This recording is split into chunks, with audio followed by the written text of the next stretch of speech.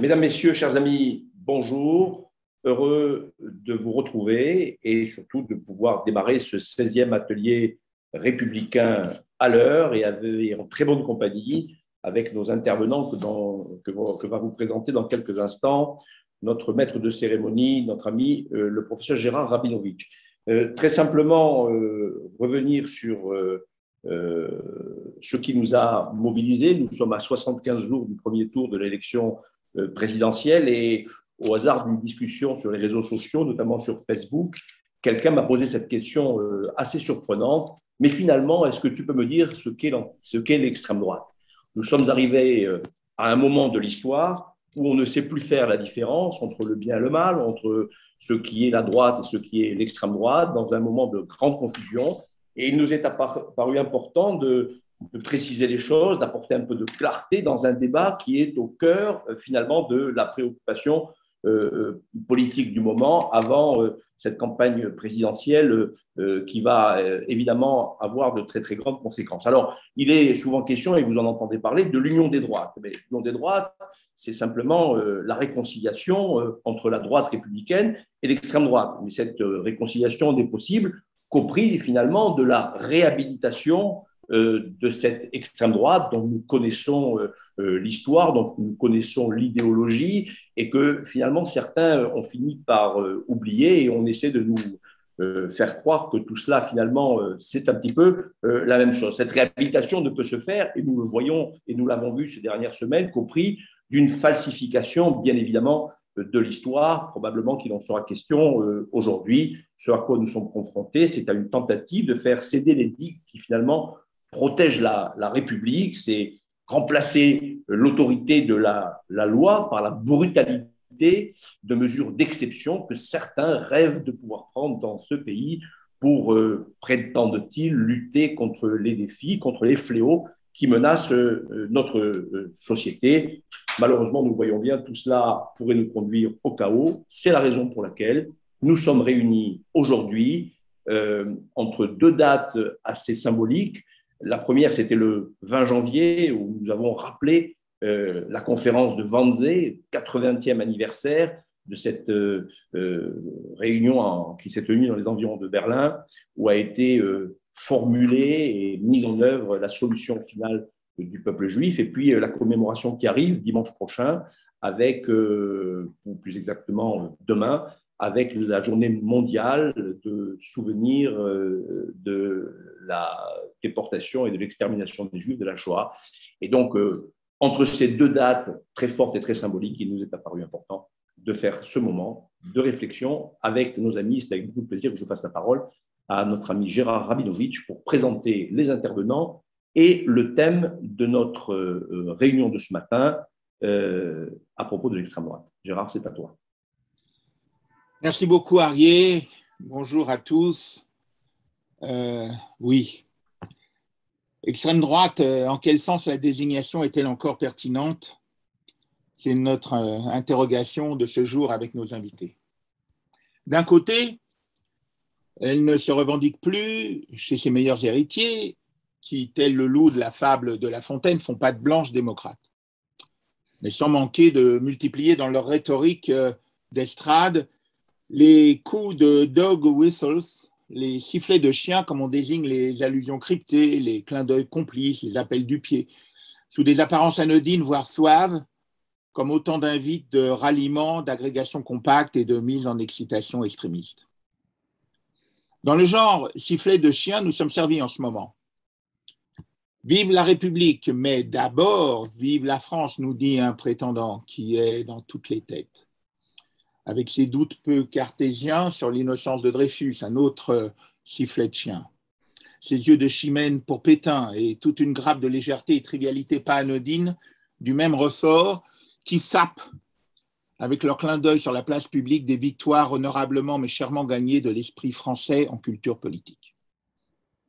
Un prétendant qui nous force à redécouvrir quelques perles d'insanité proférées par lui, qui va faire son marché argumentaire pour son livre étalon sur les mauvais étals d'un historien tâcheron aux thèses mises à bas par des historiens compétents, et d'une actuelle sénatrice hypothétiquement écolo et assurément pro-Hamas, chez laquelle il puisa l'infâme syntagme de religion de la Shoah. Un prétendant dont on préférerait ne pas avoir à en parler, alors qu'un autre Kulturkampf doit nous mobiliser face à l'effondrement civilisationnel en cours du côté du wokisme, de la cancel culture, de l'écriture inclusive, des propagandes transgenres, des antispécismes, des acclamations funéraires, etc., etc.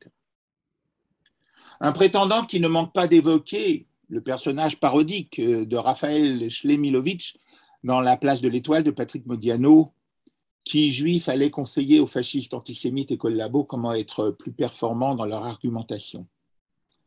Un prétendant dont le rassemblement Reconquête évoque bien probablement la reconquista de la péninsule ibérique par les chrétiens contre les musulmans, et qui, il faut le rappeler au passage, se paracheva en 1492 avec l'expulsion des Juifs d'Espagne, ceux qui avaient eu l'audace entêtée de ne pas se convertir. Je viens d'évoquer le personnage fictif dû au talent de Modiano. Nous pourrions évoquer celui bien réel d'Emmanuel Berle, essayiste talentueux, maurassien pardandiste, israélite français qui ne trouvait pas déshonorant de refouler les Juifs d'Allemagne qui cherchaient refuge en France après la nuit de cristal au motif qu'ils auraient fait de la concurrence déloyale aux petits commerçants de banlieue. Rédacteur des 2 principaux discours de Pétain de 40, mais qui dut quand même se réfugier dès 41 en Corrèze avec sa femme Mireille. Nous pourrions encore évoquer Irène Nemirovsky, auteur d'un douteux roman, David Golder, savouré par tous les antisémites, paru en 1929, légitimement amoureuse de la France, mais au point chez elle de publier dans Gringoire, journal de la collaboration, et qui ne fut ni aidée par ses collègues journalistes collabos, ni par Pétain auquel elle envoyait une requête de secours, ni par sa conversion au christianisme, et qui fut arrêtée par 2 gendarmes français le 13 juillet 1942, déportée à Auschwitz où elle fut assassinée, et dont les 2 filles furent, elles, sauvées par leur institutrice Dizzy Lévesque qui les cacha. Les 2 réelles France de ce temps-là.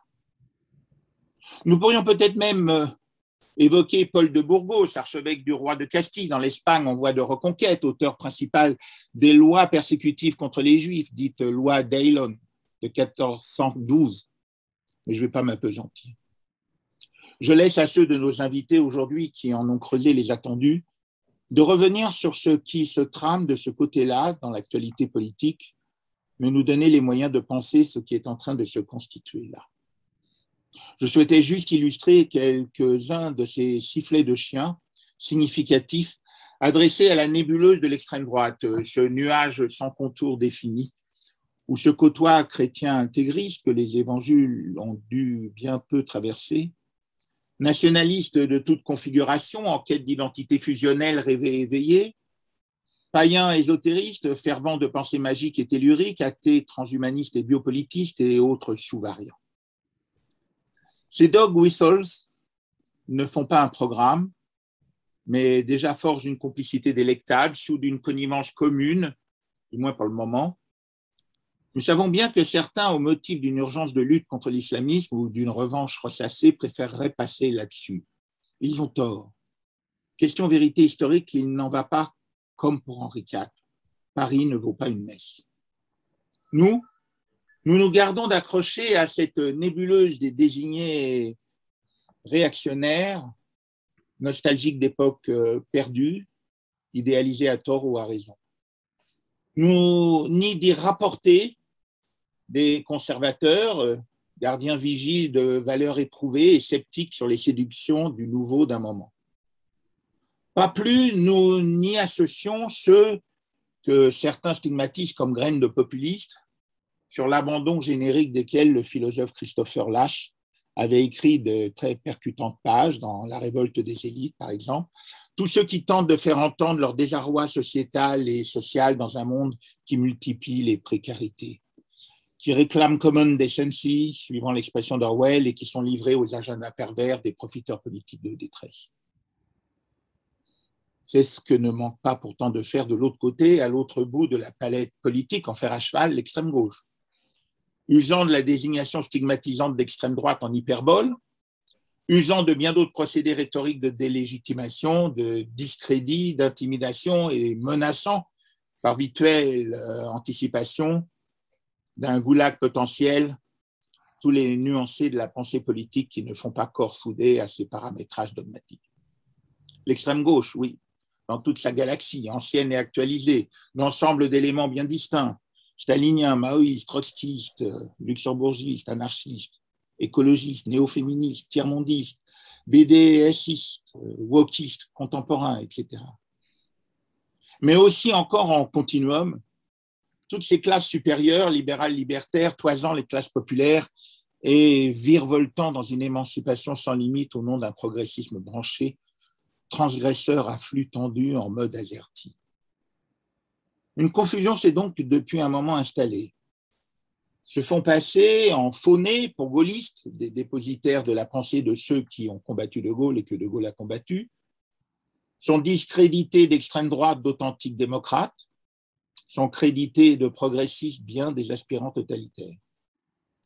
Pour autant, comme le soulignait Arié, l'appellation extrême droite garde une puissance juste d'emploi. Recaler le sens de la désignation contre les contrefacteurs sémantiques est un impératif d'éclaircissement, c'est une mission des ateliers républicains. Mais avant de laisser la parole à nos invités, que je vous présenterai successivement et qui vont s'y employer, je voudrais faire une ultime remarque. C'est un classique de la philosophie politique consigné dès les temps anciens aristotéliciens. Lorsque la démocratie dérape, lorsque la liberté devient licence, lorsque ceux qui auraient dû en être les garants se sont indolents, assoupis, couchés de bonne heure, ou ont négligé l'éthique précieuse de responsabilité en soutènement, lorsque le curseur politique s'arrime alors aux jouissances délétères, la bascule réactive appelle la tyrannie en cours suivant. Siegfried Kracauer, Stefan Zweig et quelques autres ne manquèrent pas de le noter encore sous Weimar. Nous allons entendre successivement Jean-Yves Camus, Manuel Valls, Louis Couturier et François Rastier.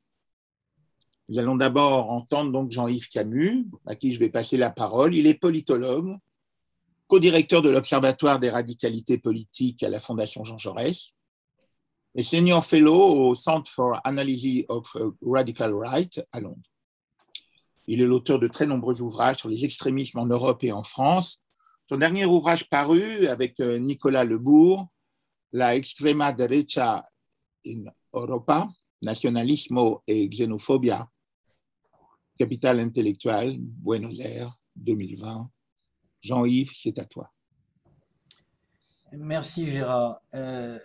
Merci de m'avoir invité à vous donner un essai de définition du terme extrême droite. C'est précisément ce que je viens d'essayer de faire dans quelques feuillets du numéro en cours de la Revue des Deux Mondes, qui essaye de retracer l'histoire de ce terme que j'ai trouvé employé pour la première fois sous la Seconde Restauration, sous la plume d'auteurs libéraux qui critiquaient à l'époque l'aile la plus intransigeante du royalisme de retour au pouvoir, ceux qui étaient, comme le disait Chateaubriand, plus royalistes que le roi et dont les plus radicaux tentaient d'imposer à Louis XVIII un retour complet à la société d'ordre et à l'ancien régime. C'est donc à cette époque que naît ce concept d'extrême droite qui va être repris ensuite à peu près toutes les étapes que nous connaissons de l'histoire de ce que l'on peut appeler par un autre vocable les droites radicales, avec une précision importante, c'est que ce terme d'extrême droite n'est en fait jamais assumé par les intéressés eux-mêmes, quels qu'ils soient. J'ai trouvé très peu d'exceptions. L'une des très rares exceptions à cette règle figure dans l'ouvrage récemment paru de Dominique Vénère, Les Carnets rebelles, où Dominique Vénère, qui a été l'animateur d'une mouvance qu'on peut sans risque qualifier de néo-fasciste dans les années 50-60, assume, lui, le terme de militant d'extrême droite. Il y a eu de manière anecdotique, en 1982, une journaliste, par ailleurs du service public, qui a écrit un livre au titre un peu provoquant, Moi j'aime l'extrême droite. Ses idoles étaient à l'époque Jean-Gilles Maliarakis, Pierre Sidos, plein de leaders de groupuscules qui n'avaient pas trouvé, et n'ont toujours pas trouvé, leur place sur l'échiquier politique. Donc, extrême droite, c'est une autodésignation très très peu fréquente.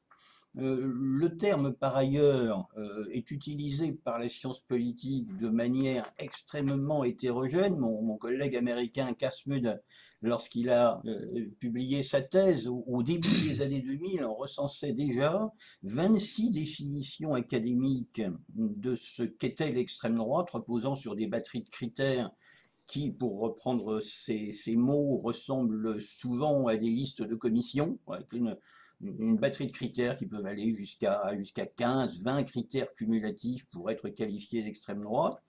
Moi, j'essaye d'aller à l'essentiel et de distinguer quelques facteurs qui permettent, quelques traits idéologiques qui permettent de classer des partis politiques dans cette catégorie. Le premier de ces critères, je crois, c'est le nationalisme. Le second, c'est le racisme. Le troisième, c'est la xénophobie.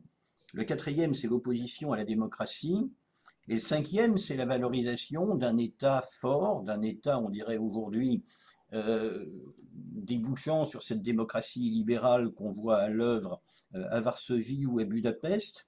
Mais le problème de cette définition, qui n'est pas la seule acceptée par mes collègues, c'est que si elle vaut pour un certain nombre de partis que nous connaissons bien, le Front National, époque Jean-Marie Le Pen, le Vlaams Belang flamand, le FPE autrichien, très certainement l'AfD en Allemagne, elle ne peut pas désigner complètement l'ensemble de ceux que le milieu journalistique et les essayistes rangent sous l'étiquette d'extrême droite. Cette étiquette, Pierre-André Taguieff l'avait bien souligné il y a déjà maintenant une trentaine d'années, elle est devenue aussi une étiquette disqualifiante utilisée à mauvais escient par bien des gens qui souhaitent simplement stigmatiser leur adversaire, notamment celles et ceux qui, sur tel ou tel point, valeurs sociétales notamment, vont contre le politiquement correct et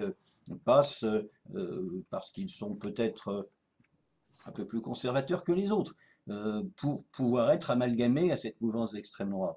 Or, je défends pour ma part la thèse que l'extrême droite n'est pas, et ça c'est fondamentalement important, l'extrême de la droite. C'est-à-dire qu'il n'y a pas de continuum entre la droite démocratique et l'extrême droite, à de très rares exceptions près. L'extrême droite, ça n'est pas simplement aller au bout de l'idéologie de la droite. Cela correspond à une rupture sur un certain nombre de fondamentaux. Ça n'est pas être un peu plus à droite que les autres, et c'est pour cela d'ailleurs qu'il existe et qu'il doit continuer à exister un cordon sanitaire. C'est parce qu'à un moment donné, effectivement, vous franchissez, quoi que vous en disiez par ailleurs dans votre programme politique et vos allocutions électorales, un certain nombre de bornes qui font que vous n'êtes plus compatible avec la droite, soit la droite libérale, soit la droite démocrate chrétienne, soit la droite conservatrice telle que l'incarne l'immense majorité des militants des Républicains. Bref, ma thèse est qu'il existe une cassure, il existe une césure entre les deux. Et précisément, cette tentative d'imposer à tout crin une union des droites, si elle se réalisait, elle briserait en quelque sorte cet ostracisme qu'à bon droit on fait peser sur un certain nombre d'acteurs politiques qui feignent de respecter les règles du jeu démocratique, mais dont on sent bien quand même que s'ils étaient au pouvoir, ce ne serait pas tout à fait dans le cadre républicain que nous connaissons actuellement. Donc l'extrême droite peut être effectivement utilisée comme un terme disqualifiant, c'est également un terme très flou. C'est-à-dire qu'il faut avoir à un moment donné la patience de distinguer à l'intérieur de cette vaste catégorie sur laquelle on lit tous les jours dans les journaux et dont on entend parler sur les chaînes de télévision, des filiations. Et je voudrais insister très brièvement sur quelques-unes d'entre elles. Il y a bien évidemment, on parlait tout à l'heure de ce candidat dont le nom est sur toutes les lèvres, il y a évidemment l'affiliation d'un nationalisme barrésien. C'est incontestable. Il faudrait dire d'ailleurs que le nationalisme barrésien a évolué dans le temps et qu'entre le Barrès de 1880-1890, engagé chez les anti-Dreyfusards, et le Barrès qui publie en 1917 Les familles intellectuelles de la France et qui consacre des pages assez intéressantes et sincères, je trouve, aux Israélites français qui ont fait le sacrifice de leur vie lors de la première partie de la guerre de 14, il y a une différence. Mais le nationalisme barrésien, chez ce candidat dont nous savons tous les positions, il est aujourd'hui supplanté finalement par une vision quasi maurassienne de la société. Et cette vision quasi maurassienne de la société, elle a, je crois qu'il faut s'en rendre compte, imprégné bien plus de gens, y compris dans les milieux intellectuels, que nous n'en avons l'impression. Nous avons cru, et c'est sans doute une erreur magistrale, qu'après 1945, ces familles politiques étaient mortes et enterrées, que le consensus démocratique et la défaite de l'Axe les avaient définitivement rangées au magasin des accessoires. Mais la pensée maurassienne avait été, depuis le début du XXe siècle, jusque précisément en 1944, une pensée qui avait imprégné tellement de cerveaux, y compris à l'université, qui avait formé tellement d'étudiants, dont certains finiront d'ailleurs dans des horizons politiques très très différents, qu'il y a une postérité, qu'il y a une imprégnation qui rende possible aujourd'hui la réactivation d'un certain nombre de schémas maurassiens, y compris par des gens dont ça n'est pas, c'est le cas d'Éric Zemmour, la famille politique naturelle. Il n'a jamais été un militant d'un parti d'extrême droite, je ne sais pas dans quelle mesure il a lu et digéré Charles Maurras, mais en tout cas, je prétends, moi, que contrairement à ce que souvent nous disons, à savoir que la France est naturellement prémunie contre les résurgences de l'extrême droite parce qu'elle est la patrie des droits de l'homme, etc., il y a une imprégnation maurassienne, certes minoritaire, mais qui n'a jamais totalement disparu et qui peut à tout moment être réactivée. Enfin, le terme d'extrême droite, il doit être mis en parallèle avec, à mon avis, un autre terme qui me semble au moins aussi intéressant, peut-être plus approprié, qui est le terme de droite radicale que j'ai tendance, moi, à utiliser aujourd'hui parce qu'il signifie à la fois qu'on ne tombe pas dans le piège de mettre tout le monde dans le sac de l'extrême droite et qu'en même temps, c'est un terme qui met l'accent sur la radicalité, c'est-à-dire sur le fait que nous avons actuellement dans le discours politique mainstream un certain nombre de thèmes qui n'étaient pas imaginables il y a seulement 4 ou 5 ans. Je pense en particulier au concept de grand remplacement dont il est possible de débattre, sur lequel il est possible d'avoir un débat serein, mais que je vois aujourd'hui utilisé dans le débat politique, alors qu'il y a seulement 4 ou 5 ans, l'évocation de ce terme évoquait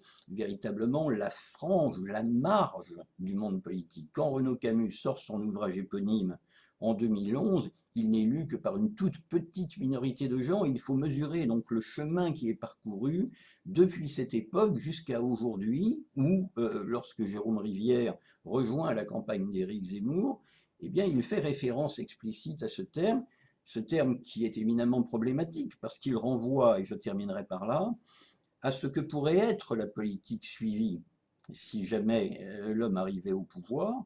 Là où Marine Le Pen entend agir sur les flux, fermer les flux de l'immigration entrante, fermer la porte, adopter la notion de grand remplacement, invite immédiatement à penser l'action publique, non plus en termes de flux, mais en termes de ce qu'on fait des flux, et passez-moi l'expression, ce qu'on fait du stock.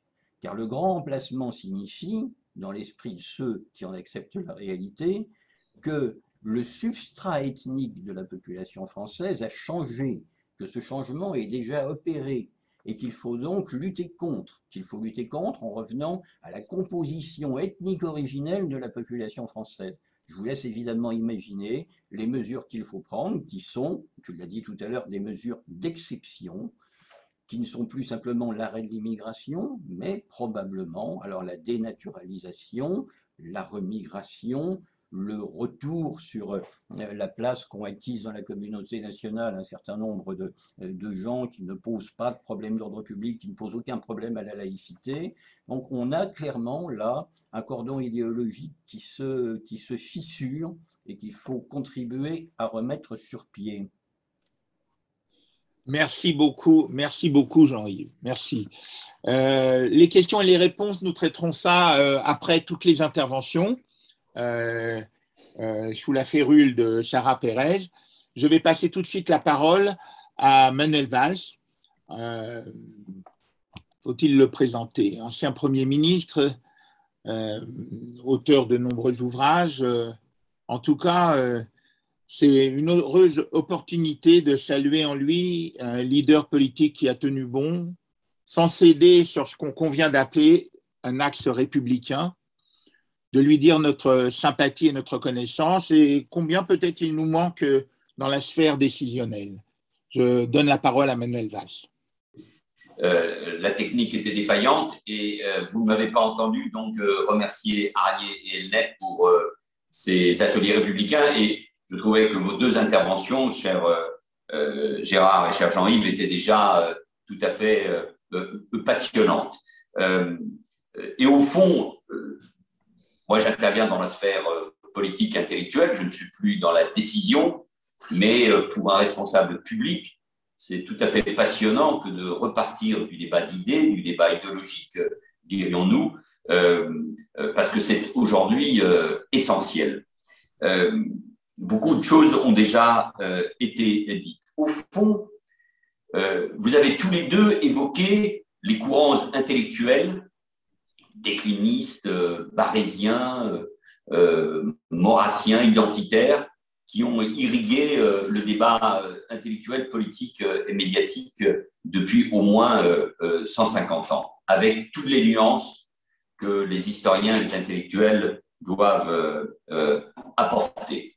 Dans des périodes qui pouvaient être marquées, notamment dans les années 30, par un sentiment que la démocratie, à cause de la corruption, des erreurs, des échecs, de la défaite en 40, n'était plus le bon système, ou en tout cas avait failli. On peut considérer, l'histoire ne se répète pas, elle bafouille, que nous vivons sans doute une période de mise en cause, d'interrogation, de doute sur cette démocratie représentative. Nous avons toujours eu ces courants politiques, et Jean-Yves Camus avait raison de souligner qu'on a oublié que c'était un courant puissant qui existait à l'aune des biographies ou des écrits qui ont été publiés ou republiés de Morand ou de Rabaté. On s'aperçoit que ces courants ont toujours été très présents et que même dans une partie de la jeunesse intellectuelle ou médiatique, ils ont trouvé parfois un certain écho. Rappelez-vous de tout ce groupe qui soutenait la candidature de Morand, par exemple, à l'Académie française.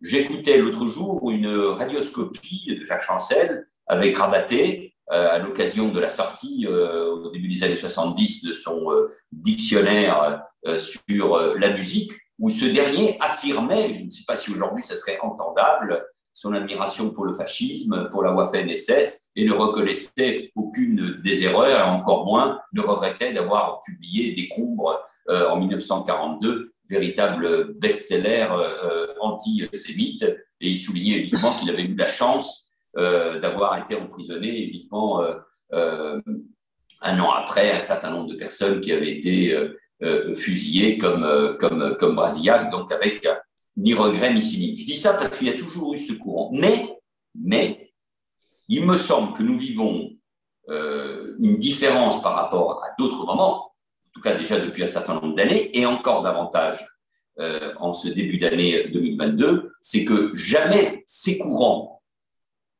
d'extrême droite, de droite radicale, de national-populisme, mais j'y reviendrai, n'ont été aussi puissants dans des intentions de vote à une élection présidentielle pour le premier tour.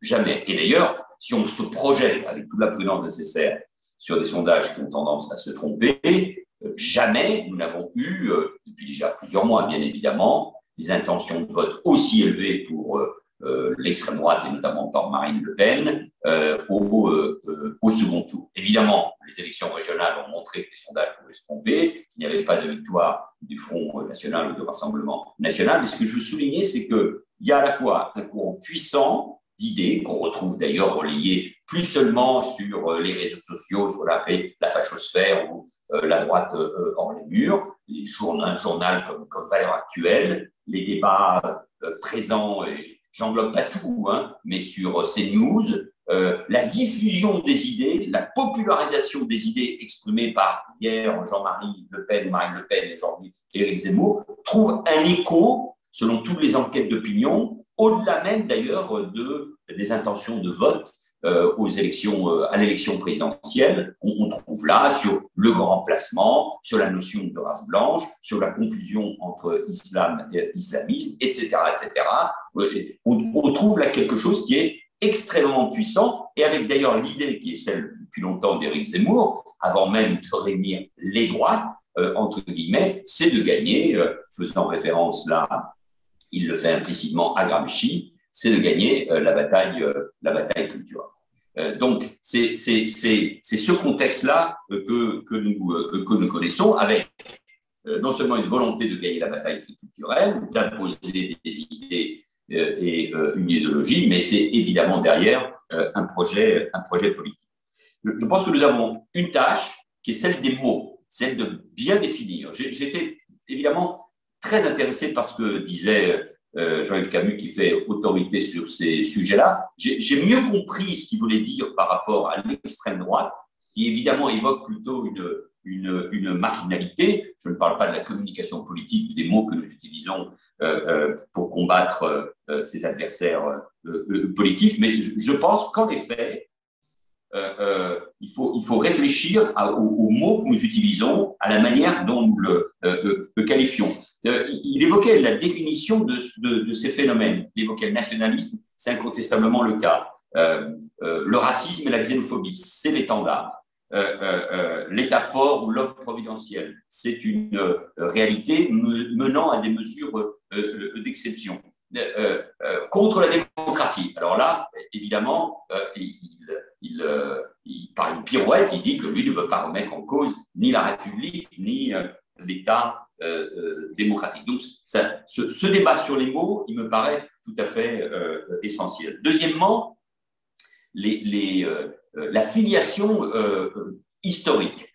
J'essaie de le faire dans mon livre sur Éric Zemmour, j'ai dénommé anti-républicain, parce que là, il y a une filiation profondément anti-républicaine.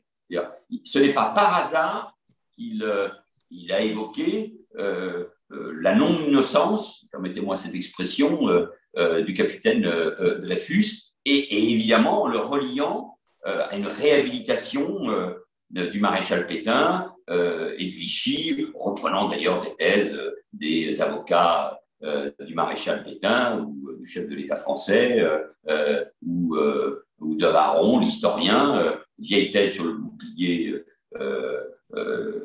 que aurait été Pétain face au sabre qui était celui qui représentait De Gaulle, une vieille thèse, mais au fond, c'est une réhabilitation de tout l'esprit anti-républicain, de la revanche des anti-Dreyfusards, de la revanche par rapport à la Troisième République qu'on retrouve dans ces thèses. Et pourquoi le fait-il? Parce que se saisissant de ces sujets-là, et certain que lui, ne venant pas de cette extrême droite militante et marginale, ne venant pas du Front National, ne portant pas le nom Le Pen, qui empêche Marine Le Pen, à cause de son père, à cause du nom, à cause des origines vichistes et OS du Front National, lui, malgré les positions plus radicales encore dans la sphère politique, puisque Marine Le Pen a cherché à se dédiaboliser, à abandonner tout ce qui marginalisait le Front National, tout ce qui l'empêchait de pouvoir accéder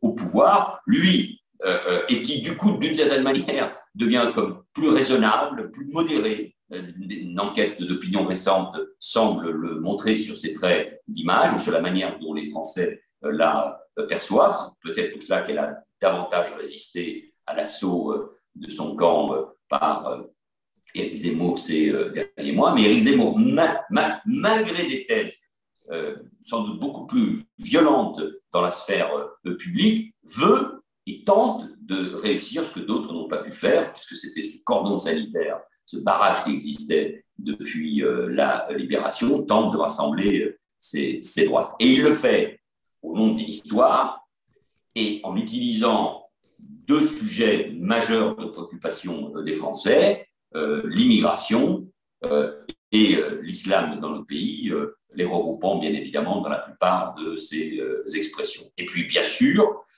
sur fond de crise démocratique, de réaction, Brice Couturier, j'imagine, va en parler, de ce qu'est la cancel culture, le wokisme, la mise en cause de notre histoire, d'un certain nombre de valeurs républicaines. L'histoire de la réaction, d'ailleurs, est très importante. Vox, en Espagne, est une réaction à l'indépendantisme catalan, à la mise en cause de traditions comme la corrida ou la chasse en Andalousie, aux problèmes migratoires, mais qui ne sont pas du même type dans ce pays voisin, mais est une réaction aussi très puissante au néo-féminisme, à ce discours nouveau et féministe qui est très ancré, très porté par les élites, la presse et une partie des responsables politiques en Espagne. Donc, il y a un mouvement de réaction qui existe et auquel, évidemment, les républicains doivent répondre de manière aussi très puissante. Nous y reviendrons aussi sans doute.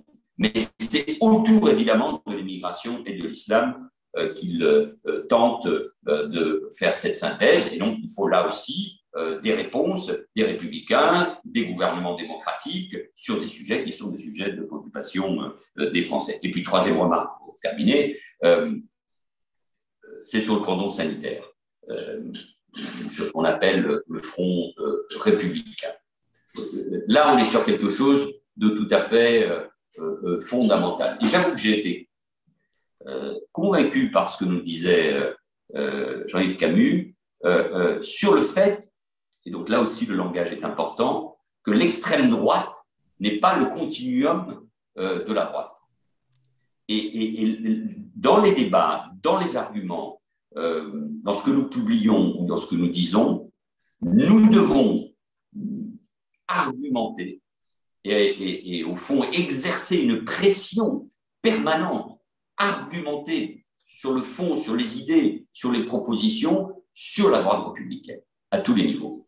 Et là, c'est un élément majeur pour l'équilibre de la vie politique et pour la survie de la démocratie dans les semaines qui viennent. À un moment où la gauche est dispersée, détruite, parce qu'une partie d'entre elles a sombré dans le communautarisme, abandonnant l'universalisme. Une autre, parfois souvent les mêmes, ne veulent plus gouverner.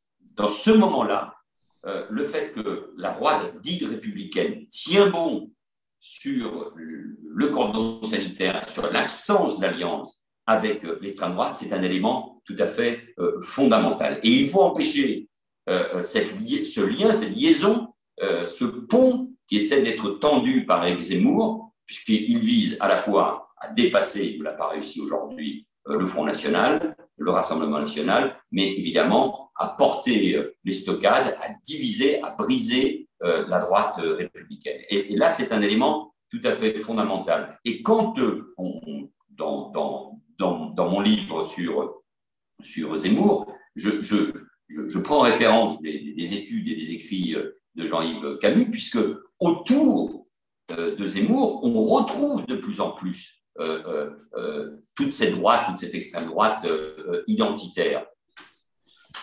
Merci beaucoup Manuel Valls.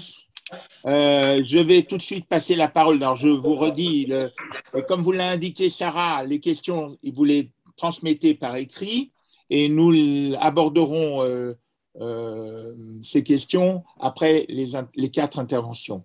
Je vais passer la parole maintenant à Brice Couturier, qui est un ami d'Elnet, qui est un essayiste et un journaliste et producteur de radio, animateur de nombreuses émissions sur France Culture, tout le monde l'écoute, entre janvier 2002 et puis juin 2021, qui écrit dans de nombreux journaux. Je ne vais pas en énumérer la liste, mais vous l'avez à l'esprit et vous l'avez sur notre document d'Elnet. Il collabore en ce moment beaucoup au Figaro, à Franc-Tireur, au Point. Il a publié plusieurs ouvrages, dont 1969, Année fatidique, et OK millénial, Puritanisme, victimisation, identitarisme, censure, tous deux publiés aux éditions de l'Observatoire. Brice, à toi. Je voudrais commencer par dire que j'aime pas l'idée le terme de extrême droite, parce que comme l'a dit Jean-Yves Camus, ça laisse entendre qu'il y aurait une continuité entre la pensée libérale ou conservatrice qui est celle de la droite et l'extrême droite qui, il a bien raison de le souligner, n'a rien à voir et constitue une rupture avec cette pensée de droite. Je préfère le terme de populisme, de xénophobie populiste ou de national-populisme pour le distinguer du populisme de gauche, car nous avons affaire en effet à deux populismes rivaux en Europe et aux États-Unis, à savoir, puis dans l'Amérique latine aussi, un populisme de droite et un populisme de gauche. En effet, le populisme de droite n'est pas critique de la démocratie et de ce point de vue-là, il ne rentre pas dans la définition de ce qu'était l'extrême droite autrefois, comme le fascisme par exemple, qui constitue une critique fondamentale de la démocratie. Au contraire, les populistes comme de droite comme de gauche, au contraire réclament davantage de démocratie. Ils sont par exemple très favorables au référendum d'initiative populaire et à la pratique du référendum en permanence parce ils exigent qu'on rende la parole au peuple. Le peuple, évidemment, c'est tel qu'ils le conçoivent eux-mêmes, et je vais expliquer la différence entre le peuple tel que les démocrates le conçoivent et tel que les populistes le conçoivent eux-mêmes. Ils demandent, ces populistes, davantage de démocratie directe, ils demandent surtout davantage de souveraineté populaire, ce qui est aussi une caractéristique démocratique. La démocratie telle que nous l'avons bâtie avec la Révolution française est précisément construite sur l'idée de souveraineté populaire, de contrôle par le peuple de ses responsabilités, de la politique, etc. D'où le fait que ces populistes ont en commun, encore une fois qu'ils soient de droite et de gauche, une grande méfiance envers tout ce qui permet de limiter ou de contrôler la souveraineté populaire, comme par exemple le contrôle de constitutionnalité qui est typiquement libéral. Quand j'avais fait plusieurs émissions assez hostiles, vous l'imaginez, envers Orbán en Hongrie, et j'ai été invité par l'ambassadeur de Hongrie à Paris à discuter avec lui. Et quand je lui ai dit la démocratie libérale, ça comporte en particulier l'équilibre des pouvoirs, le contrôle de constitutionnalité, l'équilibre entre le législatif, l'exécutif et le judiciaire, il m'a dit « Ah non, ça, c'est pas démocratique, c'est libéral. » Et nous ne sommes pas libéraux, nous sommes pour la démocratie illibérale avec Orbán. Je pense que ça, c'est un aspect absolument fondamental, l'idée que la souveraineté populaire ne doit être limitée par rien, ni par le contrôle de constitutionnalité, ni à la limite d'ailleurs par le contrôle parlementaire, ni surtout par les agences internationales comme l'OMC, comme l'Union européenne elle-même, d'où l'hostilité profonde des populistes européens envers les institutions européennes qu'ils ressentent précisément comme une limite posée à la souveraineté populaire dont ils se réclament. Une des choses aussi qui me fait penser qu'il ne faut pas utiliser à la légère l'expression extrême droite, mais plutôt droite populiste ou droite xénophobe ou droite nationale populiste, c'est que le contexte a profondément changé depuis l'apparition du mouvement de Jean-Marie Le Pen dans les années 70 et aujourd'hui. Nous sommes dans une conjoncture historique très différente de celle des années 70, 80 et 90, qui est tout simplement un recul de l'aspiration à la démocratie dans le monde. Dans les années qui ont suivi 1989 et la chute du rideau de fer, la chute du communisme en Europe centrale et la désintégration de l'Union soviétique, nous avons été nombreux, et j'en fais partie, à avoir cru avec Francis Fukuyama que nous étions arrivés à la fin de l'histoire, à savoir que l'aspiration à la démocratie libérale était si puissante dans le monde parce qu'elle nous avait rendus riches et prospères, nous les Occidentaux, que cette aspiration a été généralisée et que le monde entier, à commencer par la principale puissance, la Chine, était en train de se convertir à la démocratie libérale. Nous voyons aujourd'hui qu'il n'en a rien été, nous nous étions trompés du tout au tout. Nous avons affaire au contraire à un défi de régimes autoritaires qui apparaissent, et là c'est un point commun avec les années 30, qui apparaissent comme plus protecteurs, ces régimes autoritaires, des peuples que ne le sont les démocraties libérales. La Chine met en avant le fait qu'elle a été non seulement l'origine du coronavirus et de l'épidémie qui nous touche, mais surtout le pays qui aurait le mieux géré par des mesures extraordinairement autoritaires de confinement, de contrôle de la population, y compris par les méthodes de la technologie la plus moderne, le pays qui aurait le mieux combattu cette épidémie. Ça finit par poser problème. Dans beaucoup de pays du sud du monde, en Afrique, en Amérique latine, la propagande chinoise ou russe tendant à dire que les régimes autoritaires illibéraux, paratotalitaires ou en tous les cas autoritaires, protègent mieux leur population des défis mondiaux que les démocraties libérales, cette idée commence à faire son chemin et on le voit dans le fait que dans le sondage qui a été récemment proposé par, je le retrouve, par Dominique Régnier, sur les libertés à l'épreuve du siècle, une enquête planétaire qui porte sur 55 pays et qui est diffusée en ce moment sur le site de la Fondation pour l'innovation politique, la Fondapol, on voit effectivement qu'en particulier, et je le disais dans mon bouquin récemment paru sur les woke, dans nos démocraties, la jeunesse est la partie de la population la plus réceptive aux thèses autoritaires, qu'on voit que quelque chose comme 20 à 25% des jeunes dans les pays les plus démocratiques, les plus traditionnellement démocratiques comme la Suède ou la Grande-Bretagne en Europe, seraient favorables à un régime d'experts n'ayant pas de compte à rendre à un Parlement, on voit que la propagande autoritaire est en train de passer assez dangereusement dans notre population. Donc on a affaire à ce défi.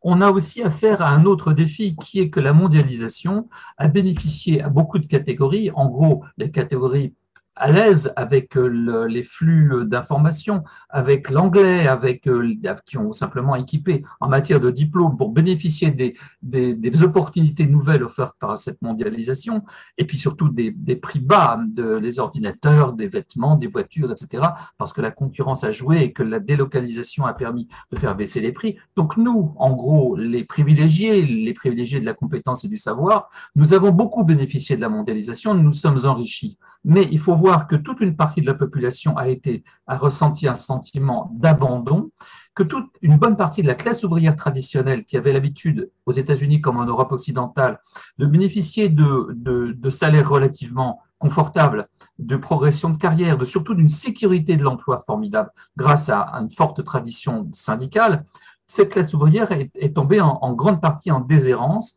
qu'aujourd'hui, une bonne partie d'entre elles, aux États-Unis, c'est très frappant, est au chômage, survit de petits boulots. En tous les cas, qu'une bonne partie de la classe ouvrière en Europe est tombée dans des conditions de précarité extrême et qu'elle était donc, elle constituait une masse électorale en plein désarroi, convaincue, qu'il est facile de convaincre que les thèses de la droite populiste, à savoir reprendre le contrôle, qui est le grand thème de l'extrême droite aujourd'hui, de la droite populiste et de la gauche populiste aussi, reprendre le contrôle, c'est le thème du moment, c'est le thème qui permet effectivement à la droite populiste de se présenter comme la protectrice de la classe ouvrière et qui fait que ce paradoxe extraordinaire qui aurait imaginé ça il y a 30 ans, que les ouvriers votent pour l'extrême droite, alors que théoriquement l'extrême droite était plutôt la représentante des patrons et des possédants, pas des pauvres et des précaires. L'extrême droite est devenue le refuge des précaires. Je voudrais citer deux bouquins très intéressants parus aux États-Unis, et l'un aux États-Unis, l'autre en Grande-Bretagne. Celui de Michael Lind qui s'appelle The New Class War, qui présente précisément les thèses du populisme de manière plutôt favorable, en expliquant que les élites du savoir, en réalité, poursuivent leurs propres intérêts de manière cynique, mettent en avant des thèmes sociétaux, culturels, d'émancipation individuelle, au détriment des thèmes classiques du socialisme, de la défense des intérêts collectifs, et que ça a monté contre la démocratie une bonne partie du peuple profond. Et celle de David Goodhart, qui oppose de manière très intelligente ce qu'il appelle les gens de quelque part aux gens de n'importe où. Et on retrouve à peu près la même idée. Les gens de quelque part, c'est ceux qui ont un ancrage profond parce qu'ils n'ont pas le choix, parce qu'ils ne peuvent pas voyager à travers la planète et qu'ils sont quelque part liés à leur famille d'origine, parce que c'est les parents qui, tout simplement, parce que c'est les grands-parents qui gardent les enfants pendant que les parents travaillent. Et les gens de n'importe où, c'est ceux qui peuvent vivre à peu près n'importe où, parce que leur culture et leur diplôme, leur niveau de formation est, comme il dit, portable, et donc peuvent s'exporter partout. La nouvelle lutte des classes, ils n'ont pas tort l'un et l'autre, elle passe en effet entre ceux qui sont détenteurs de diplômes et de compétences qui leur permettent d'évoluer dans le nouveau monde issu de la mondialisation, et ceux pour qui la mondialisation a été un drame, qui veulent au contraire donc reprendre le contrôle. Pour finir, je voudrais dire que quand on parle de populisme de droite et de gauche, je ne m'étendrai pas sur le populisme de gauche, ce n'est pas notre sujet d'aujourd'hui, mais quand on parle du populisme de droite, il faut bien voir qu'il y a toutes sortes de populisme de droite. Il peut aller des plus modérés, comme le mouvement Forza Italia de Berlusconi, qui a été probablement le précurseur de ces populismes de droite, mais qui est effectivement devenu, plus ça va, un mouvement assez modéré, mais ça va jusqu'au néonazisme. Aube dorée, ce n'est pas un mouvement simplement populiste et xénophobe, c'est un mouvement nazi en Grèce. Et entre les deux, vous avez effectivement toutes sortes de variations dont le Rassemblement national en France fait partie. Dernière chose sur laquelle j'aimerais parler, le fait que dans beaucoup de pays d'Europe en particulier, les mouvements populistes xénophobes ont essayé de se déradicaliser, du moins en apparence. Il est évident que Jean-Marie Le Pen était un antisémite patenté, ils ne sont cachés d'ailleurs nullement. Marine Le Pen, elle a fait toutes sortes d'efforts pour montrer que son mouvement n'était pas antisémite. Il peut être éventuellement raciste, anti-maghrébin, anti-musulman, mais il n'est pas antisémite. C'est un changement. Beaucoup d'autres partis populistes de droite en Europe ont fait le même choix. Pour certains d'entre eux, ça a été payant parce que la digue dont nous parlions entre la droite et l'extrême droite a cédé ici ou là et que certains de ces partis ont été associés au pouvoir. C'est le cas en Italie, en particulier avec la Lega. C'est le cas dans d'autres pays comme l'Autriche aussi, où l'extrême droite a été associée brièvement, enfin un certain temps, au pouvoir. Une des leçons de cette association au pouvoir de ces partis, c'est que ça ne leur a pas bénéficié sur le plan électoral. À chaque fois, l'épreuve du pouvoir a montré que leur solution soi-disant radicale, en réalité, n'était pas crédible, n'était pas tenable et n'avait pas amené les améliorations des niveaux de vie et de la lutte contre la précarité qu'ils avaient promis à leur électorat. Donc, c'est une leçon à tirer. Moyennant quoi, beaucoup d'autres partis populistes de droite n'ont pas été associés au pouvoir. C'est en particulier le cas de l'AfD en Allemagne, face à laquelle les autres partis de gouvernement ont pratiqué cette digue dont nous parlions tout à l'heure, et ça ne leur a pas bénéficié non plus. L'AfD est plutôt en baisse en Allemagne. Mais il faut voir que quand même dans plusieurs pays d'Europe, comme les Pays-Bas, la Norvège, la Lettonie, la Suède et l'Allemagne, le populisme le populisme de droite, encore une fois, continue à exercer une forte pression sur les institutions et nous ne sommes pas sortis de l'auberge. Dernière remarque, je ne crois pas personnellement à la fameuse thèse des barrages établis par les partis de gauche qui voudraient donner des leçons aux partis de droite sur cette question. Laurent Bouvet, hélas disparu, le fondateur du Printemps républicain, se moquait souvent, souvenez-vous, de la gauche castor, celle qui fait des barrages. Les barrages, c'est pas à la gauche de les édifier. Le boulot de la gauche, ça serait plutôt de fournir des solutions aux problèmes de cette précarité, de cette baisse du pouvoir d'achat, de cette paupérisation des classes moyennes, de cette insécurité économique, sociale et culturelle qui frappe les classes moyennes inférieures et qui a donné chez nous la révolte des Gilets jaunes. Ça serait le boulot de la gauche, d'imaginer des solutions et non pas de faire des barrages, parce que l'antifascisme face à des gens qui ne sont pas des fascistes, parce qu'ils n'ont rien à voir avec les mouvements fascistes type mussolinien, ils ne réclament pas l'abolition de la démocratie, du Parlement, ni la création de chambres des métiers, ni un parti unique, encore moins. Ce ne sont pas des fascistes, ce sont des populistes de droite, des xénophobes, des national-populistes. Donc, les interpréter avec l'idée que nous sommes en train de revivre les années 30, c'est une ineptie. Les barrages, ça permet simplement à un certain nombre de militants de prendre la pose devant leur miroir et de se trouver beau dans le miroir de l'antifascisme, pour citer une phrase d'Alain Finkielkraut. Merci beaucoup, Brice. Merci. Je vais passer tout de suite la parole à François Rastier. François Rastier est directeur de recherche honoraire au Centre national de la recherche scientifique. Il a eu la médaille du CNRS en 1989. Il est un linguiste spécialisé en sémantique des textes. Son projet culturel se situe dans le cadre général d'une sémiotique des cultures. Il travaille notamment sur les sciences de la culture et leur épistémologie, comme sur les discours identitaires, du nazisme, comme du décolonialisme, etc. En 2005, il a été le lauréat du prix de la Fondation Auschwitz. Il préside l'Institut Ferdinand de Saussure et le comité scientifique de l'Observatoire européen pour le plurilinguisme.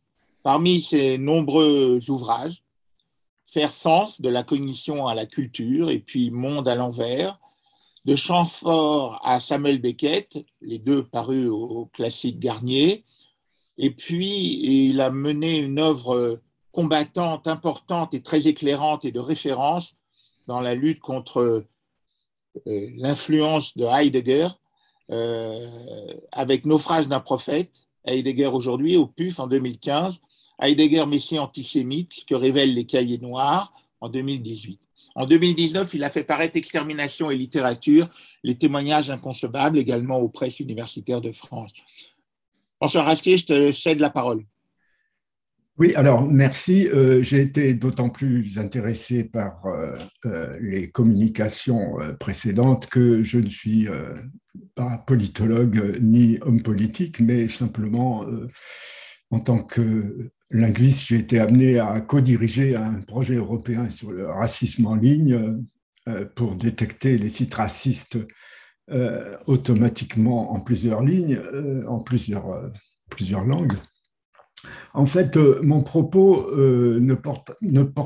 portera plus sur la notion d'extrémiste que sur l'extrême droite à proprement parler.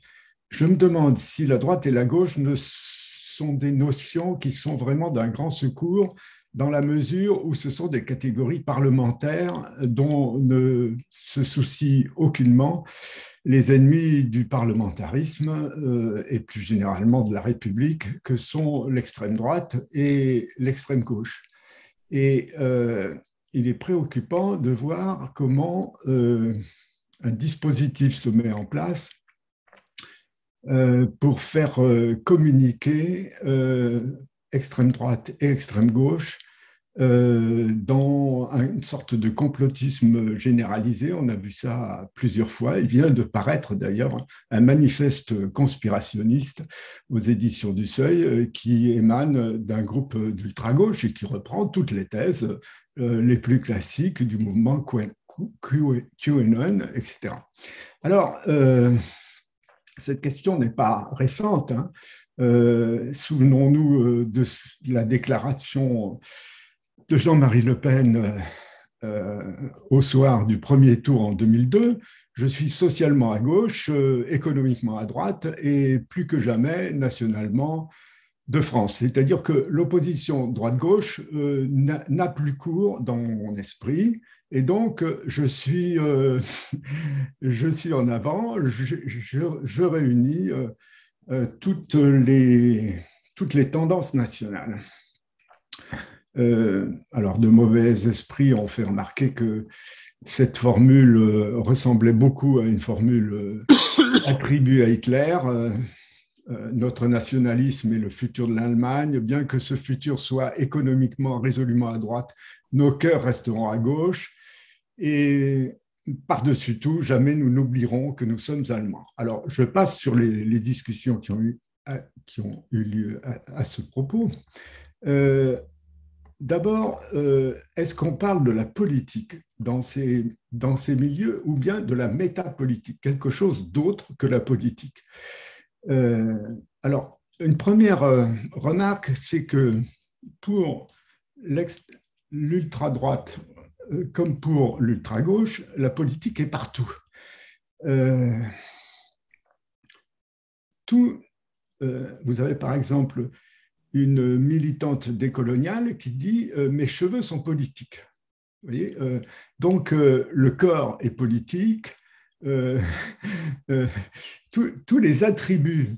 Alors on peut dire c'est simplement une pensée identitaire, soit, mais est-ce qu'une pensée identitaire peut avoir un rapport avec une démocratie dans la mesure où précisément la démocratie consiste à suspendre, ne serait-ce que momentanément, ces différences individuelles. Et il faut ajouter d'ailleurs que tout discours identitaire est celui d'une guerre perpétuelle entre l'ennemi et nous. C'est ce qu'a théorisé Carl Schmitt, qui passe pour ce qu'on a appelé le kronjuriste, enfin le juriste impérial Hitler, du moins c'est celui qui a théorisé la théologie politique dès la fin dès le début des années 20 en Allemagne et qui a modifié la constitution de Weimar de façon à installer un état d'exception. Mais il est frappant que ce genre d'auteur considère que le politique dépasse la politique. La politique, c'est les partis, c'est ce que nous connaissons, etc. Le politique va bien au-delà et doit régler l'ensemble de notre vie. Alors, qu'est-ce que la métapolitique? C'est partout présent. Dans ces théories de l'extrême droite depuis 1945, mais vous avez aussi des gens comme Badiou qui est situé à l'ultra-gauche, qui écrivent un traité de métapolitique. Donc c'est un lieu, cette notion même est un lieu de rencontre. On a pu définir cette métapolitique, ce qu'a fait Cassirer, comme l'irruption du mythe dans l'histoire. Alors, ce n'est pas nécessairement un mythe religieux, mais c'est sûrement un mythe. Et il faudrait voir de plus près de quel mythe il choisit. Il s'agit, sachant aussi que, comme le souligne justement Cassirer, l'irruption du mythe dans l'histoire se fait toujours dans un bain de sang. Il écrit ça dans un livre posthume paru en 1946. Et le politique, au sens de la métapolitique, est partout, alors que la politique est circonscrite et notamment liée à des institutions. Ce n'est pas du tout le cas pour l'ultra-droite comme pour l'ultra-gauche. Le principe, c'est l'état d'exception. C'est ce que dit d'ailleurs Giorgio Agamben, qui est un philosophe mondialement connu et classé à l'ultra-gauche comme maître à penseur, par exemple, du comité invisible, et qui s'appuie, pour dire cela, sur Carl Schmitt, bien entendu. Et non seulement il y a la fin des lois constitutionnelles, mais la suspension des institutions, et même des institutions intermédiaires. On est au-delà des partis, c'est-à-dire dans des mouvements. Et ces mouvements, alors ça s'est dit à l'ultra-gauche, et même simplement à la gauche de la gauche, nous ne sommes pas un parti, nous sommes un mouvement, ça se voit un petit peu partout. Et dans ces mouvements, il y a un caudillisme, évidemment, il y a inévitablement le culte du leader et de son pouvoir, ce qu'a bien rappelé tout à l'heure Jean-Yves Camus, et surtout le décisionnisme, c'est-à-dire la théorie politique qui fait que tout dépend non pas des lois ou d'un cadre institutionnel quelconque, mais des décisions du leader. Et c'est une conception, évidemment, purement polémique, au sens guerrier du terme, de la vie politique, qu'elle soit interne ou externe. Alors, si on cherche quels sont les substrats mythologiques des références que proposent ces mouvements, on voit que cela ressemble beaucoup à l'histoire des différentes gnoses qui se sont succédées dans ce que on a appelé les fanatiques de l'Apocalypse, c'est-à-dire à la fois pour l'histoire des religions. Vous savez que les gnostiques étaient des groupes qui refusaient, qui voulaient installer une coupure définitive entre le monde ancien, ce qui était le monde juif et le monde chrétien. Et donc, le premier antisémitisme, c'était ça. Et on voit ça revenir, d'ailleurs, hein, vous avez une conférence récente de Bruno Latour qui disait, oui, il faut remplacer l'Ancien Testament par les mythes amérindiens. Vous voyez, c'est une conférence de théologie, hein, bien sûr. Donc, l'arbre du paradis, c'est l'arbre qui a été planté dans les jardins du Vatican par un autochtone latino-américain sous l'œil ravi du pape. Enfin bref, dans la pensée gnostique, non seulement on est antisémite, mais on est messianique par définition, mais c'est un messianisme politique. Ça veut dire aussi qu'il y a une caste qui détient une vérité qui a été occultée, qui est cachée, et donc elle va employer un langage sectaire, des signes de reconnaissance, des stratégies de connivence, un langage secret. On a parlé des sifflets de chiens, mais il y en a beaucoup, hein. C'est très présent. L'écriture inclusive fait partie de ces langages secrets, hein. On la voit par exemple dans des romans d'anticipation légèrement swedenborgiens du 19e siècle, hein. Alors, l'idée fondamentale, c'est que pour mettre fin à ce monde qui est déchu, il faut la violence. Et ça, c'est le critère absolu, c'est le critère de tous les fascismes contemporains, y compris, à commencer par Sorel, hein. Et la violence, c'est la coucheuse du nouveau monde. Voilà. Et c'est passé, évidemment, dans la culture populaire, hein. Vous voyez, dans Matrix, par exemple, vous avez le héros qui lit Simulacre et simulation de Baudrillard, c'est-à-dire ce monde n'est qu'une apparence. Et on voit ça un petit peu partout, hein.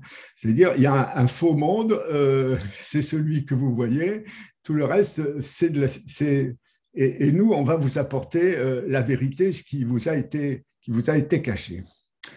Alors, on peut dire ça, c'est des élucubrations sectaires, mais ce n'est pas si... C'est quand même très diffusé. Et puis, on peut se demander aussi, j'en viens à un autre point, si on étudie ce qu'on appelle communément le wokisme, mais je n'aime pas du tout ce mot-là, si la dictature compassionnelle qui est en train d'émerger en certains lieux ne consiste pas précisément à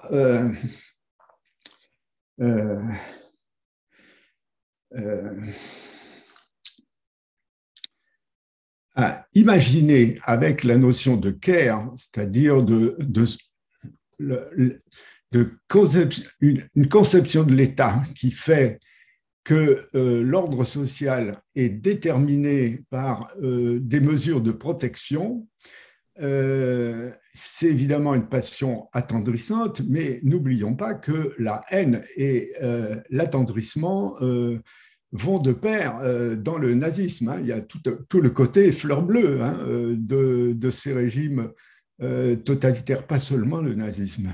C'est-à-dire, le fascisme est par définition protecteur. Quand on va sur les sites d'extrême droite, on voit par exemple des jeunes femmes avec des robes à fleurs qui sont menacées par l'ombre sanglante d'un juif avec le couteau entre les dents, etc., etc. Donc, on protège d'un côté et on attaque de l'autre, mais au fond, ce qu'on voit tous les jours, c'est des campagnes de dénonciation et d'incrimination au nom de la protection des uns et des autres, des différentes identités. Alors, la porosité croissante entre les extrêmes, on la voit, par exemple, les penseurs nazis à l'inspiration de l'ultra-gauche, hein, que ce soit Badiou, Heidegger, prenant se référant à Heidegger comme à Schmitt d'ailleurs, Giorgio Agamben se référant à Schmitt, Chantal Mouffe se référant à Schmitt. Or, Chantal Mouffe, c'est l'inspiratrice de Podemos, hein, c'est la théoricienne du populisme de gauche. Et si on recule un petit peu, on s'aperçoit que, par exemple, une des grandes écoles négationnistes, puisque la France a toujours été à la pointe du négationnisme au sens théorique, venait d'un groupe d'ultra-gauche qui était la vieille taupe. Il y a eu aussi le néo-négationnisme de Badiou en ce qui concerne le Cambodge. Il y a eu la fascination pour l'islamisme. Il ne s'agit pas simplement de rappeler Foucault et Khomeini, mais on a vu, par exemple, l'attitude de Badiou après les attentats de Charlie, l'attitude de Jean-Luc Nancy, autre philosophe heideggerien, sur les attentats de Nice. On a vu les livres d'entretien entre Edoui Plenel, Tariq Ramadan, Edgar Morin et Tariq Ramadan. Il y a une fascination pour la charia en tant que théologie politique. Hein. Et il est frappant que la manifestation du 10 novembre 2019 contre l'islamophobie a réuni l'ensemble de la gauche, ce que le 1er mai n'était jamais arrivé à faire, soit institutionnellement, soit des personnes, soit des personnalités qui ont tenu à participer. Et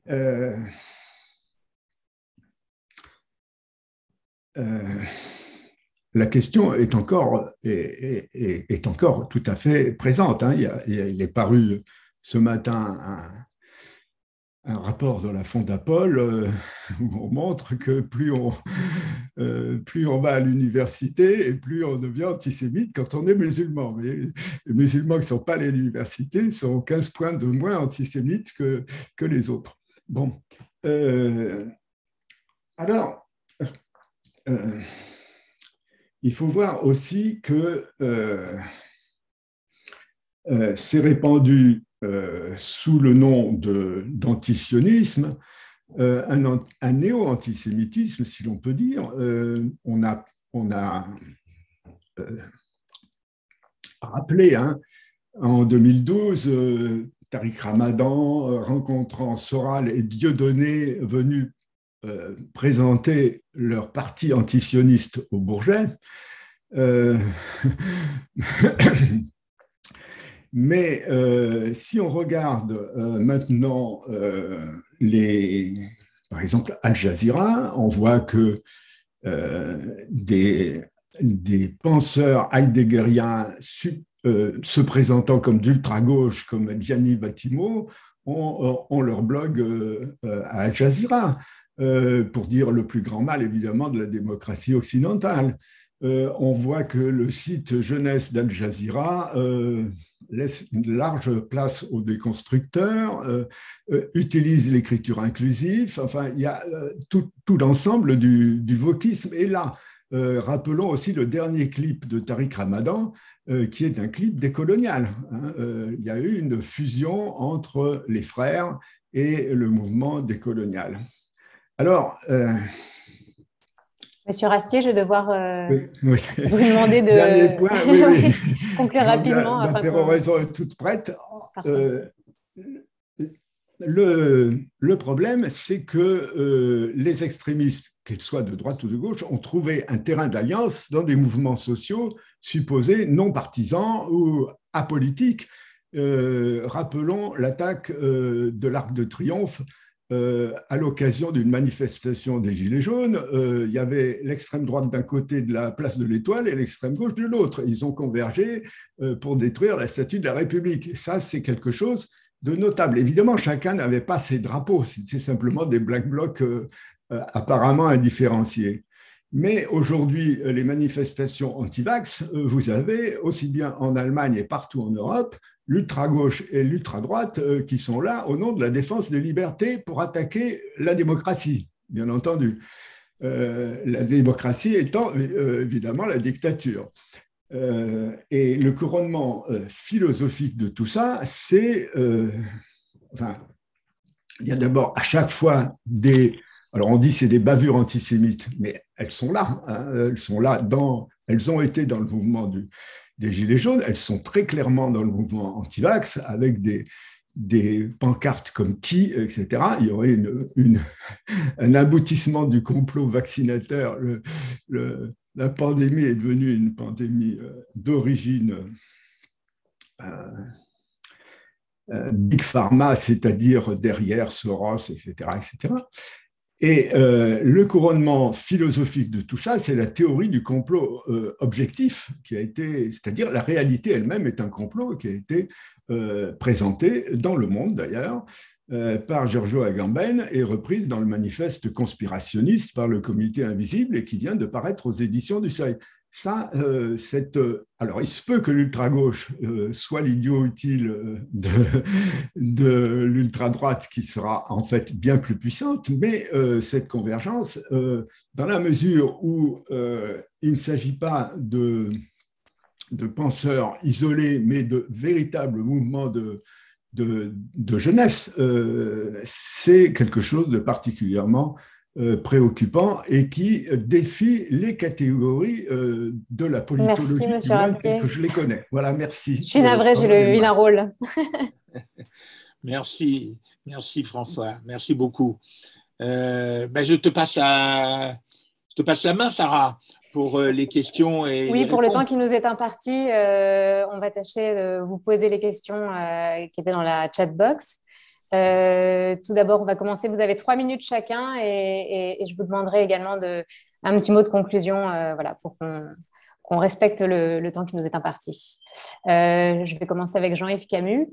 S'il existe un cordon sanitaire entre l'extrême droite et la droite, où placer le curseur? Et j'ajouterai une autre question qui a été posée. Où placer le Rassemblement national aujourd'hui? Comment le désigner?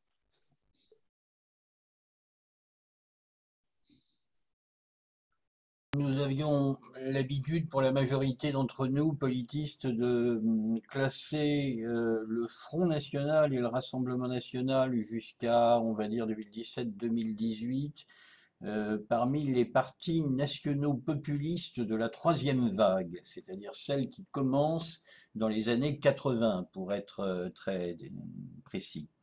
L'entreprise de dédiabolisation de Marine Le Pen, qui comprend des changements factuels, étayés sur la question, par exemple, de l'antisémitisme et de la reconnaissance de la Shoah, m'a conduit à réviser un petit peu la copie et de dire que c'est davantage aujourd'hui un parti de droite radicale qui vient encore d'accomplir un pas dans la dédiabolisation, puisque vous savez que Marine Le Pen a déclaré il y a quelques jours qu'elle ne s'opposait plus à la double nationalité. Donc aujourd'hui, la véritable ligne qui sépare le Rassemblement national du reste du spectre politique, encore qu'il y ait des voix à droite qui s'expriment différemment, c'est la question de la préférence ou priorité nationale. C'est véritablement cela qui aujourd'hui fait la différence. Merci. J'ai une question pour Brice Couturier. Entre ce qu'on appelle la fachosphère, le wokisme et la gauche en agonie, comment la démocratie peut-elle émerger et progresser? Vaste question. La démocratie... Attends, chez moi... La démocratie, elle n'a pas à se défendre, elle doit surtout contre-attaquer. Elle doit, si vous voulez, ce que je pense, c'est que si la démocratie a été tellement séduisante dans les années 70, 80, 90 parce qu'elle triomphait. Elle a triomphé d'abord de ses adversaires. C'était très inattendu que la démocratie, qu'on disait régime faible, peu capable de mobiliser ses supports, puisse vaincre les fascistes, le nazisme et les fascismes coalisés contre elle dans les années 40, il était tout aussi peu probable, et même encore davantage, qu'elle puisse tenir tête à la vague du communisme, qui semblait, souvenez-vous de certaines analyses faites à l'époque, définitives. Pas mal de penseurs proclamaient que le système était tellement parfaitement au point, communiste, que nous n'en aurions jamais fini avec lui. La double victoire de la démocratie libérale, d'abord face au fascisme, ensuite face au communisme, a été une surprise. Le problème, c'est qu'aujourd'hui, on a affaire à de nouveaux défis. La démocratie libérale a affaire à de nouveaux défis, qui est celui que lui posent les régimes autoritaires chinois, russes, iraniens et compagnie, et que ce défi, comme d'ailleurs le communisme et le fascisme, il donne lieu à des menaces qui sont internes, puisque sur les réseaux sociaux, on voit bien que les trolls russes aujourd'hui, puisque les élections sont proches, sont à nouveau à l'offensive, tentant de nous montrer qu'en Ukraine, c'est les Américains qui sont responsables de la guerre que le Poutine est en train de préparer à l'Europe, et que les vaccins, c'est une catastrophe, et que le confinement, c'est très très mauvais. Bref, on voit bien que ce défi, il est porté par des mouvements d'opinion qui sont internes à nous. Donc la démocratie, la meilleure façon dont elle peut se défendre, c'est de faire ses preuves, montrer qu'elle est capable de sortir nos populations de la pauvreté et de la précarité, de montrer qu'elle a la force morale, politique et militaire de se défendre, de se défendre face aux défis qui lui sont posés. Si elle fait preuve de faiblesse, si elle passe son temps à s'excuser d'être là, elle est morte. Je suis personnellement assez pessimiste en réalité sur l'issue du défi qui nous est posé par les régimes autoritaires, parce qu'ils sont très convaincants, parce que simplement la Chine a enrichi prodigieusement ses habitants en l'espace de 30 ans, et qu'elle l'a fait avec un régime communiste dur, avec un parti unique, sans céder en rien et en cédant de moins en moins aux tendances libérales et démocratiques qui pouvaient s'exprimer dans son propre peuple. Donc il faut faire preuve de force, de vigilance et de confiance en ce que nous représentons, parce que nous pouvons redevenir un modèle qui fasse rêver le monde entier, comme on a fait rêver le monde entier dans les années, encore une fois, les grandes années 70, 80, 90. Merci beaucoup, Brice Couturier. Et enfin, une question pour François Rastier. Ne pensez-vous pas que la différenciation qui a été faite entre la droite et l'extrême droite doit être faite entre la gauche et l'extrême gauche, et qui pose le problème d'une éventuelle union des gauches? Ça, c'est une très belle question. Écoutez, là, je dois dire que je n'y ai pas réfléchi, et je vois une grande porosité en ce qu'on pourrait appeler la gauche de la gauche et l'ultra-gauche, par exemple, sur le rapport au populisme, au codisme, à l'aspect décolonial, etc. Le rapport avec l'islamisme aussi, font que l'islamisme, qui a toutes les caractéristiques de l'extrême droite, ne l'oublions pas, voir toutes les caractéristiques techniques, y compris donc la théologie politique, puisque c'est bien de ça qu'il s'agit. Là, je dois dire que j'ai besoin de... Je ne me risquerai pas à des pronostics, parce que, en fait, que serait cette union? Ce serait une union entre des mouvements ayant des programmes bien définis, etc. Or, ils ne trouvent ces programmes bien définis que dans des thèmes sociétaux qui sont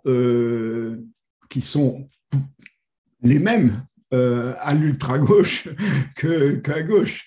Vous voyez, donc, je crois qu'il y a une confusion idéologique telle que la notion d'alliance disparaît, puisqu'on n'a plus affaire à des partis, mais à des mouvements. Je rappelle que LFI se présente comme un mouvement et non pas comme un parti.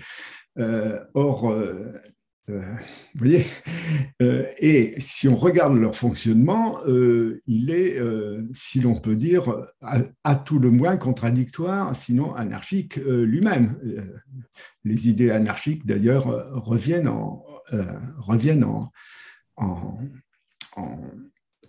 lice. Je vois par exemple un manifeste anarchique qui vient d'être publié par une élève de Derrida, et qui se recommande de Proudhon. Proudhon, très bien, mais je rappelle que c'est le premier théoricien à avoir théorisé l'extermination totale des Juifs. Donc, je suis suspicieux de ce point de vue-là, et Alors maintenant, il faut voir quand même que ces partis de gauche ne sont pas unanimement, si on prend par exemple le Parti socialiste, ne sont pas unanimement acquis à ces idées, simplement les conflits en leur sein à propos de ces thèmes dits sociétaux les ont considérablement affaiblis et ils n'auront pas on peut craindre qu'ils n'aient pas la force ni intellectuelle ni politique de s'opposer à des mouvements d'extrême droite dont ils auront fait le lit en fait. Merci François Rastier. Arié, je te cède la parole pour quelques mots de conclusion. Voilà, alors quelques mots de conclusion pour rester dans le temps qui nous est imparti, c'est-à-dire rendre l'antenne, comme on dit, à 13h30 et pas plus tard. D'abord, merci à Gérard Rabinovitch d'avoir pensé ces ateliers républicains avec nous et d'avoir réuni ce panel de personnalités et d'experts qui nous ont permis d'aborder la question de l'extrême droite, de l'extrémisme et de la radicalité en politique de manière générale. Toutes les interventions vont être séquencées, disponibles en replay. L'intégralité de la conférence le sera également. Et avec Gérard Rabinovitch et Sarah Pérez, nous allons évidemment préparer également un compte-rendu pour que l'essentiel de ce qui a été dit puisse être accessible et que nous puissions les uns et les autres y réfléchir. Évidemment, il y a les ouvrages qui sont écrits par tous nos intervenants. Ils ont été cités par les uns et par les autres, mais nous vous proposerons évidemment d'y revenir en citant cette bibliographie. Brice Couturier disait qu'il n'était pas très optimiste quant à la situation que nous sommes en train de vivre. Je voudrais partager avec lui son peu d'optimisme, on va dire, si ce n'est du pessimisme, même si on doit rester optimiste à long terme, parce qu'on sait très bien que les valeurs que nous portons, que la démocratie finit toujours par triompher. La question, c'est dans quelles conditions et dans quel délai et dans quelle temporalité. Et nous sommes dans une situation où nous voyons bien, il a été question de ces enquêtes, à la fois sur la question de l'antisémitisme, mais également sur finalement ce désir d'autorité qui est en train de se confondre avec l'autoritarisme. On sent bien que l'état de droit est menacé par l'état d'exception. On découvre que 25% des Français aimeraient être gouvernés par l'armée et que beaucoup cherchent une sorte de leader providentiel, cette espèce d'idée à la fois gnostique que décrivait François Rastier, d'une forme de messianisme qui serait porté par l'homme providentiel, évidemment, qui n'existe pas. Donc, à court terme, il faut que nous soyons très inquiets. Cette inquiétude doit être source de mobilisation des démocrates que nous sommes. Et chez Elnet, comme une organisation, comme vous le savez, non gouvernementale, non partisane, non communautaire, mais très engagée pour défendre et porter des valeurs positives, celles de la démocratie, celles de la République, et puis pour rappeler que l'universalisme républicain est notre horizon et que nous voulons continuer à nous battre contre tous ceux qui, justement, ont décidé d'y mettre un terme pour, par des chemins scabreux, détournés, sinueux, tortueux, et bien finalement imposer un agenda qui fait dérailler la société dans laquelle nous sommes et qui voudrait régler tous les défis auxquels la France est confrontée. Et ils sont sérieux et ils sont nombreux, non pas en s'appuyant sur la loi et sur le droit, mais en promouvant d'une certaine manière cet état d'exception dont nous avons déjà vu dans l'histoire à quoi il pouvait conduire. Et nous avons suffisamment d'exemples en Europe de ces errements. Et évidemment, cette mobilisation va continuer. Nous sommes à quelques jours maintenant d'un premier tour et d'une élection présidentielle et des élections législatives qui suivront et d'autres événements qui ne manqueront pas de nous mobiliser pour continuer à faire passer ce message. À toutes et à tous, je souhaite une très bonne semaine, fin de semaine, et je vous donne rendez-vous pour les autres ateliers républicains, mais également pour notre grand sommet européen qui aura lieu le 27 mars à Paris, en public, en direct, mais également sur les réseaux. Sommet européen sur la menace, sur la radicalisation islamiste et la menace terroriste. Et sur ce, je vous souhaite à toutes et à tous une bonne fin de journée.